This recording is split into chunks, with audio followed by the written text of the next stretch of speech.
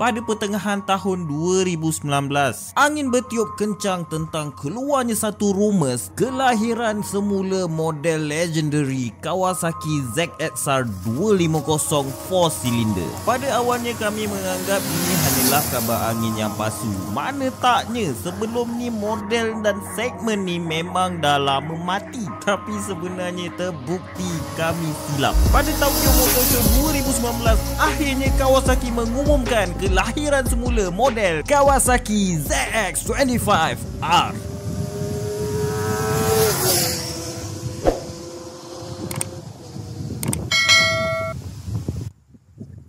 Pokok tak bergoyang kalau tak ada angin yang menggoncangkan. Kenapa Kawasaki dia keluarkan balik model sport bike 250cc 4 silinder ni selepas 20 tahun menyepi tanpa sebarang model baru?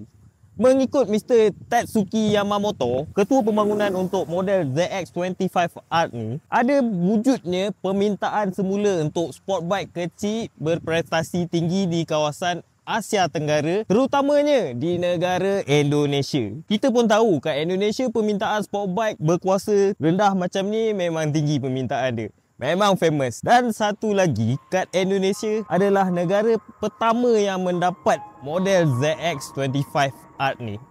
So permintaan kat sana memang tinggi dan kat sana adalah antara pengguna motosikal yang terbesar di dunia. So ini adalah bisnes yang menguntungkan. Jadi why not Kawasaki keluarkan balik model premium 250 4 silinder ni untuk dijualkan. To be the best of the best dalam segmen 250cc. Itu adalah tujuan utama Kawasaki mengeluarkan model ZX25R ni. Segmen sport bike 250cc telah lama didenominasi oleh single cylinder dan twin cylinder. Dan persoalannya, masih relevan ke motor kecil cenonet 4 silinder ni? Kita nak ulas sikit-sikit je lah pasal enjin motosikal ni. Ramai member-member kat luar sana dah cover pasal enjin dia. Macam biasalah, 16 valve DOAC 4 inline. Motor ni menghasilkan 46 horsepower pada 15,000 RPM dan 22.2 Nm of torque pada 12,500 RPM. Seperti yang digembar-gemburkan, motosikal ZX25R ni adalah sebuah screaming demon. Karakter enjin motosikal ni adalah sangat rev happy. Ianya macam diminta-minta pula untuk dipulas sehingga ke maksimum RPM. Tapi jangan salah sangka, bukan disebabkan kekurangan kuasa atau apa. Berapa banyak kenderaan kat luar sana yang boleh di-rev sehingga belasan ribu RPM? Persis kereta F1. Desahan yang dihasilkan daripada enjin 4 silinder 250cc ni melaung-laung menusuk ke adrenalin badan kita. Semua ini dihasilkan di dalam speed yang manageable. Tidaklah seperti superbike atau super sport 1000 atau 600cc yang lain. Pada RPM macam ni, kalau kat motosikal lain, nyawa kita dah rasa terbang berterbangan dah. Itulah karakteristik unik motosikal ni. Sangatlah sesuai untuk orang yang kurang self control macam saya. Tenaga daripada enjin ni pula dihantar kepada transmisi jenis 6 kelajuan dengan assist and slipper clutch yang ada pada motosikal ni. Dan motosikal ni dia menggunakan ride by wire punya sistem. So dia ada quick shifter dan auto blipper. Apa benda tu? Itu adalah sistem clutchless shifting. Kau boleh upshift dan downshift motosikal ni tanpa menggunakan clutch. Dengan erti kata lain, ada monyet robot yang tolong korang untuk buat rev matching dan segala mak nenek tu lah. Apa yang dikatakan dengan monyet robot tu adalah shifting mechanism yang dibantu oleh sensor, dan yang selain tu ECU yang tolong calculate dan buatkan kerja untuk korang. Quick shifter yang dimiliki oleh ZX25R ni dirasakan begitu smooth, konsisten dan responsif. Cuma pada pendapat kami, kalau future owner nanti nak convert kepada GP shifting, mungkin lebih ngam. Jom kita cerita pasal brake system dia pula. Biasalah motor premium macam ni dia ada dual channel ABS. Takkan tak ada pula kan? Motor biasa sekarang pun dah ada. So bahagian depan dia gunakan jenis caliper jenis monoblock dengan radial mount ni. So bila dia pakai radial mount, dia boleh pakai diameter yang lebih besar, 310mm jenis floating disc. So floating disc ni dia kalau kita gunakan dalam keadaan yang macam hard braking, main corner banyak sangat kan, dia dah panas ke apa, dia ada thermal expansion. benda ni dia akan minimizekan kesan tu dan membuatkan braking performance dia lebih mantap di situasi yang macam tu lebih kurang lah. Okey, lupa nak cakap tadi, kaliper dia jenis 4 port untuk bahagian depan dan bahagian belakang ni dia pakai jenis single port dengan disc saiz 220mm. Braking performance untuk motosikal ini boleh dikatakan yang terbaik di dalam kelasnya. Ianya terasa begitu precise dan tepat sekali. Once kita genggam tu wheel brake, terasa motosikal lebih stabil dan predictable. Secara overall, gabungan di antara braking yang mantap dan handling yang top notch ini membuatkan motosikal ini terasa well engineered, lebih mantap, lebih maria. So dah alang-alang kita cerita pasal benda-benda bawah kat motosikal ni macam brake dia tadi, kita cerita pasal tayar dia pula. So tayar depan dia gunakan saiz 110 70 art 17 untuk bahagian depan, normal lah untuk motor 250, dan pada bahagian belakang dia gunakan saiz 150 60 art 17 untuk bahagian belakang. Okey, saiz 150 60 ni sekarang dah tak banyak motor pakai, motor 250cc. Last time saya perasan motor yang gunakan saiz 150 60 ni adalah Naza Blade. Lepas tu motor 250 kebanyakannya guna 140 60 R17 macam tu lah. So nampak cantik, besar sikit kan. Kita beralih pula kepada bahagian suspension, dimulakan dengan bahagian depan. So bahagian depan dia gunakan inverted fork jenis adjustable preload dengan top up spring.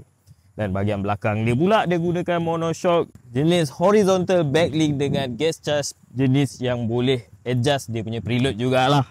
So dia punya performance tu memang mantap. Jom kita beralih kepada bahagian yang kita suka lah. Ini teknologi yang ada dekat motosikal ni. Jom kita tengok kat meter dia.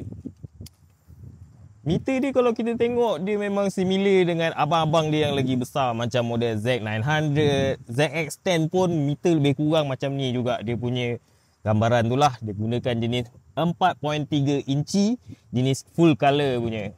So kat sini korang boleh ubah-ubah lah apa-apa yang betul. Dia ada info macam kat sini, dia punya gear indicator, RPM macam biasa tu lah. Dia punya temperature, average speed, jam apa lagi. Dan satu lagi, kita boleh tukar dia punya mod pendunggangan dia. Secara total, model ZX25 Art ni mempunyai 4 mod pendunggangan. Dalam mod yang pertama iaitu mod sport, kuasa enjin berada di dalam tahap full power. Manakala di bahagian traction control dia pula, dia berada dalam keadaan less sensitive. Dalam erti kata lain, kalau korang perlukan tunggangan yang agresif, di mana korang ada kat lita yang control environment ke, atau kat kawasan-kawasan jalan yang korang familiar, sesuai berbenur lah korang pakai riding mode yang ni. Dan riding mode yang kedua, dia ada road mode, lebih kurang macam sport mode tadi, full power juga untuk enjin dia, tapi kat traction control dia gunakan traction control level yang lebih sensitif, sesuai digunakan pada jalan-jalan biasa kita guna secara harian, dengan trafik yang kita tak boleh nak jangkakan, dan jalan-jalan yang keadaan dia kita pun tak pasti macam mana, ada pasir ke apa. Elok gunakan teknologi ni, unless kalau kita berada di dalam situasi cuaca yang tak elok, contohnya macam hujan. Dan ini membawa kepada riding mode yang ketiga iaitu rain mode. Nama pun dah rain dah. So bila rain mode ni, kuasa enjin disekat kepada 65% je, dan traction control dia berada di dalam keadaan yang paling sensitif. Dan riding mode yang terakhir iaitu riding mode yang keempat, kita ada rider mode. Yang ni korang boleh customize, nak engine full power ke, nak low power traction control level, korang boleh pilih, nak off terus pun boleh. Sebagai seorang rider yang berketinggian 162 cm, saya adalah kategori rider yang tak terlalu tinggi. Untuk Kawasaki ZX25 Art ni, ketinggian seat height dia adalah setinggi 785 mm. So memang rendah, memang selesa. Tengok, saya boleh letak kaki saya kemas kat bawah ni. Memang tak ada masalah untuk orang yang berketinggian macam saya. Dan riding position untuk motosikal ni, dia lean toward sport punya position lah. Dia tak adalah sporty yang menunduk tu. Tapi kalau kita tengok dia punya handlebar ni, dia kat bawah dia punya triple clamp. Tapi dengan riser ni membuatkan tunggangan kita lebih selesa. Kalau saya ini just nice lah. Tak payah agresif lagi dah.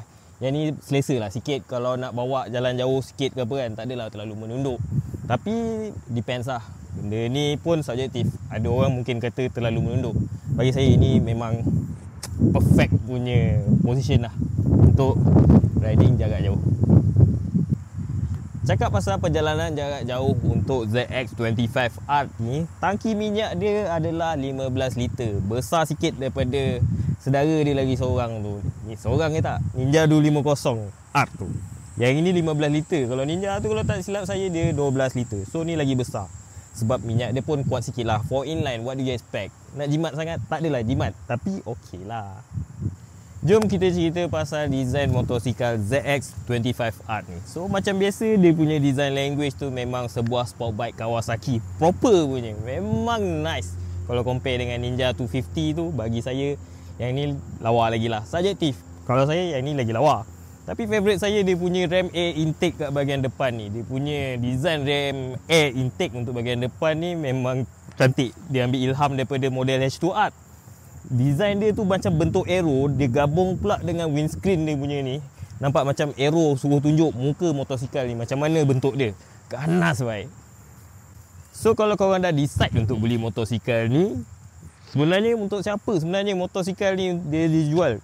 Kalau tengok pada price point dia, untuk sebuah 250cc sport bike, harga dia memanglah tinggi. Tapi tengoklah apa yang kita dapat dengan segala features yang ada dekat motosikal ni, memang berbaloi. Itu belum bahagian kita punya riding feel. Ini special pasal motosikal ni. Dia bagi korang experience yang memang berlainan daripada motosikal lain. Dia punya screaming engine tu memang itulah yang special pasal motosikal ni. Bagi menjawab persoalan masih relevan atau tidak motosikal 250cc 4 silinder ni pada tahun 2024, kami berpendapat bahawa motosikal yang telah di-rebadge oleh Modenas ini masih relevan. Cuma niche market dia memang kecil dan motor ini bukanlah untuk semua orang. Kalau anda pemegang lesen B tu dan mahukan best of the best, ini adalah pembelian yang tepat. Dan jika anda pemegang lesen B full dan mahukan sebuah pocket rocket dengan manageable power, ini adalah pembelian yang bagus. Cuma harus diingat, ini masih sebuah motosikal 250cc. There is no replacement for displacement. Okey, setakat ini sajalah video kita pada kali ini. Terima kasih kat subscriber Gear 6 yang selama ni menyokong channel kita. Alhamdulillah.